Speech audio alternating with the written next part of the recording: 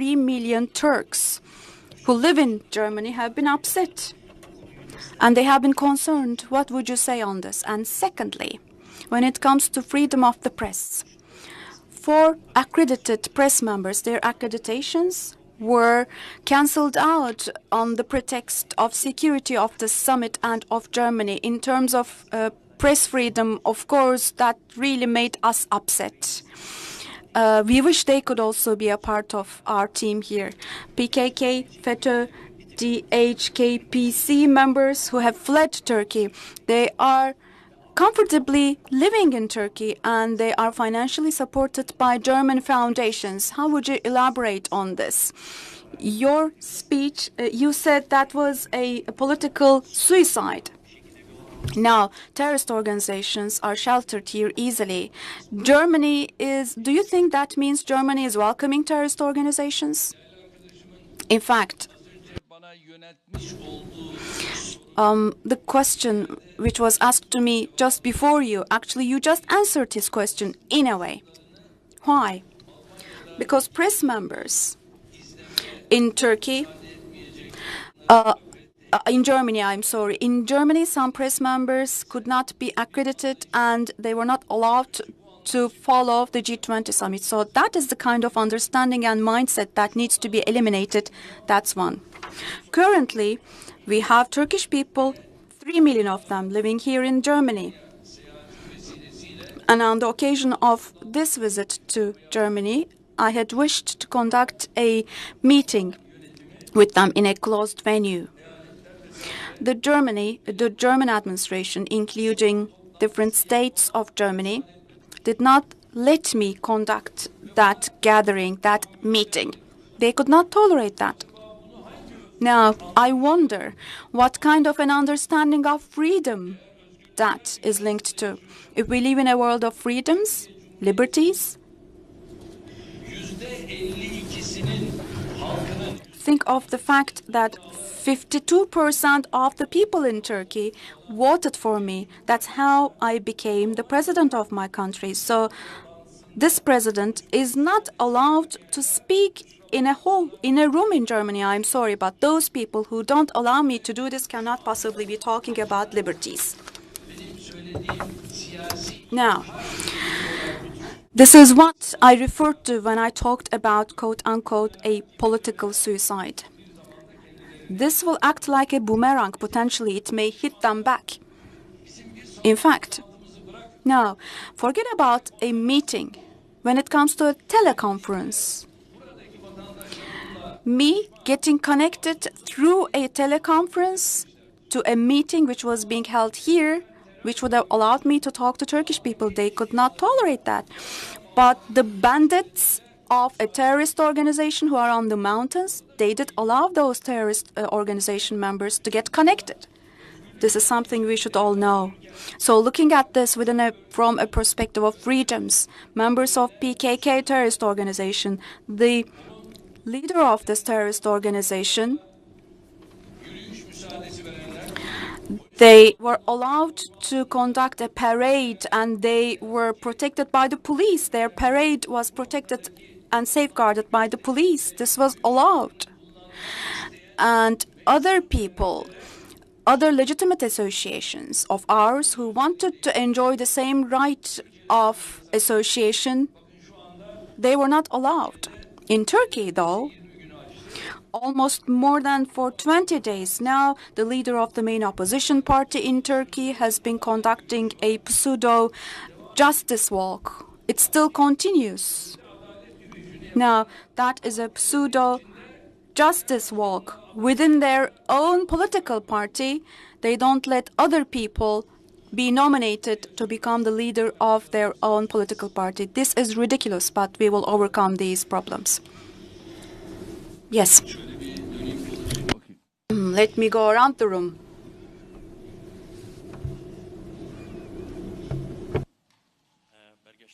From Kurdistan 24. My question is, Kurdistan Iraq hold referendum on September this year.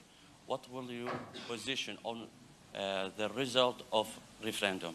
Thank you.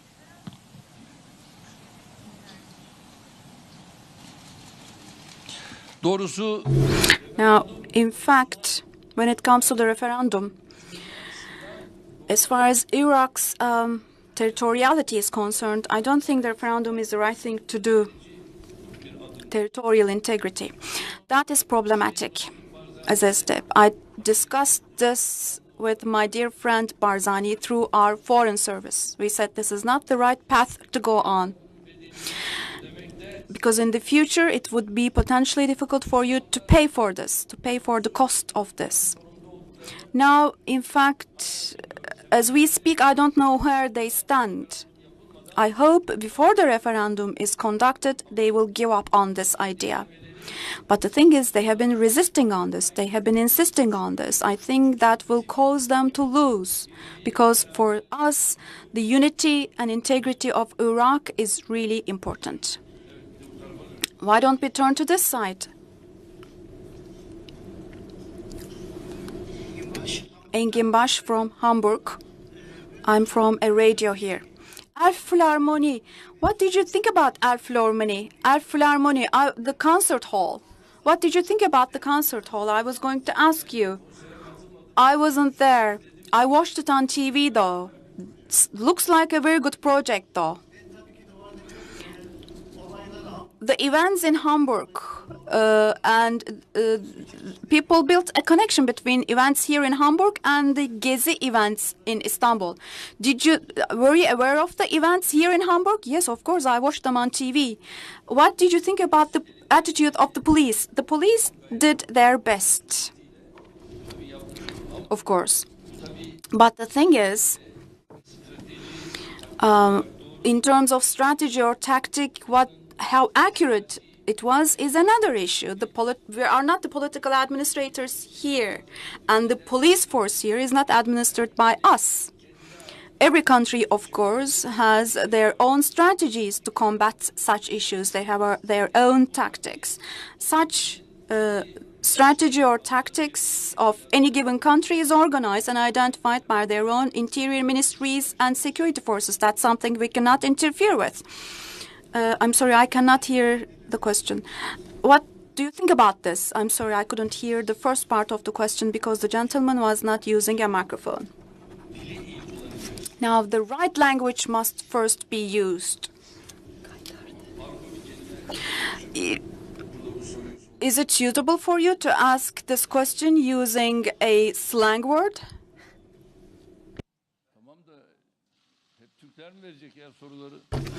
Is it all going to be Turks only? How about women? Are women not asking questions?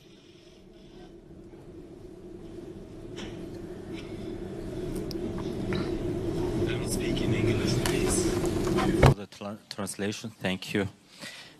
Zinar Shinu from Rodau Media Network. Mr. President, most of the Kurds in Iraq see your relations between Turkey and Kurdish government in Kurdistan region very well, very good.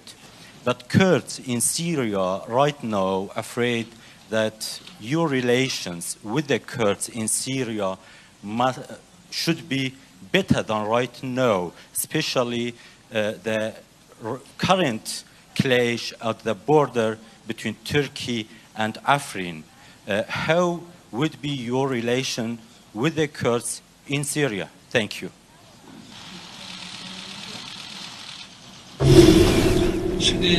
Now, dear friends,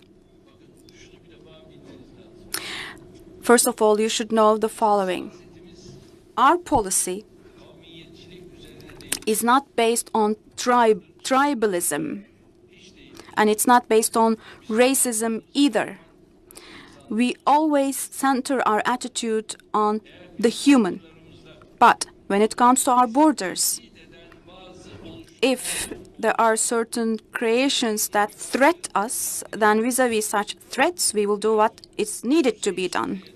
If in northern in northern Syria, a pseudo-Kurdish government is tried to be established, we won't allow that.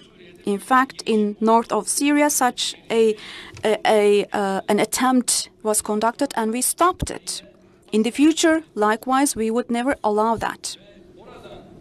And threats from that region towards our country will not be tolerated in any way at all. In fact, the Euphrates Shield operation is an expression of this. Now, the Euphrates Shield operation, the threats there were Daesh, and secondly, another threat was particularly the illegal Kurdish organization, which is PYD and YPG. They were threats against us, and vis-à-vis such threats, we cannot possibly remain silent. In fact, in the Turkish province of Gaziantep, unfortunately, Daesh conducted an attack, and 53 Turkish citizens were killed. Who were those people? Most of them were Kurdish, actually. Who killed them? They were Daesh. And up to that moment, we had kept patient. But as of that moment, we said, our patience is over, and we went into Jarablus, and we got rid of Daesh there. Then we went into Al Rai, and likewise, we cleaned Rai off Daesh. Dabak also, we did the same. In Al Bab, it continued for almost 170 days, at the end of which we cleared that area of Daesh. And an area of close to 2,000 square meters was cleaned off from Daesh, thanks to which our Syrian friends were able to go back to their land, to that zone. Afrin. Now, as far as we're concerned, Afrin is a threat. There is this continuous threat from Afrin to the Turkish province of Kilis. As long as that threat continues, we will continue to implement engagement rules, and we will continue to teach a lesson in Afrin also. This is it. I think we're approaching the end of the meeting, the press meeting.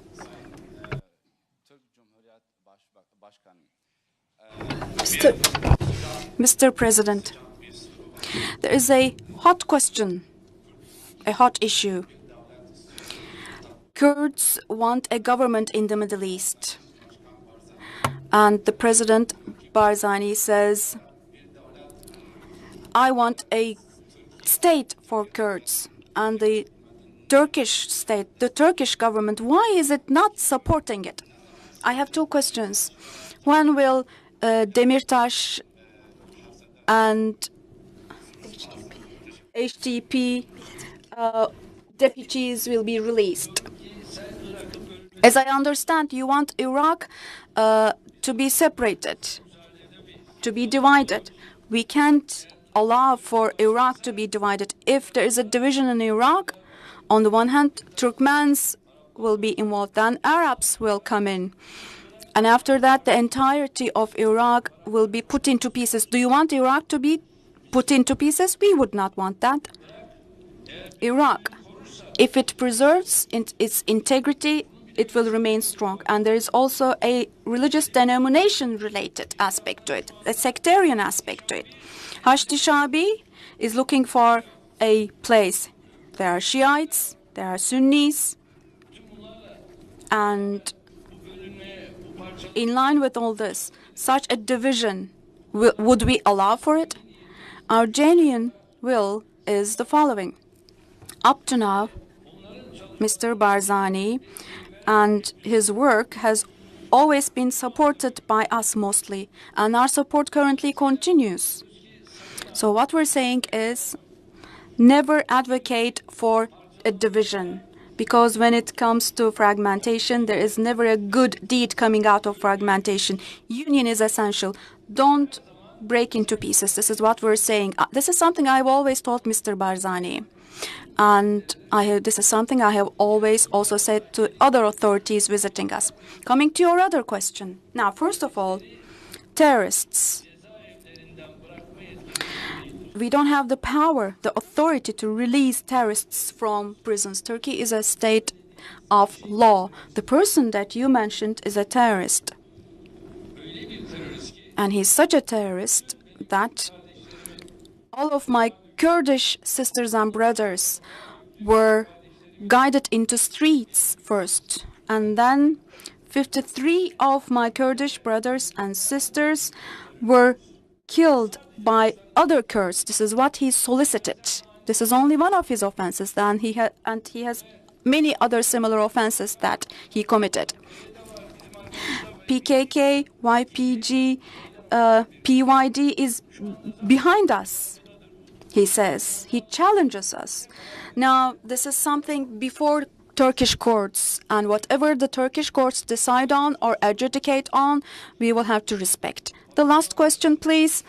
The gentleman with the bow tie, please. Emre Peker from Wall Street Journal. Two questions about the summit. First of all, about trade. For the first time during a G20 summit,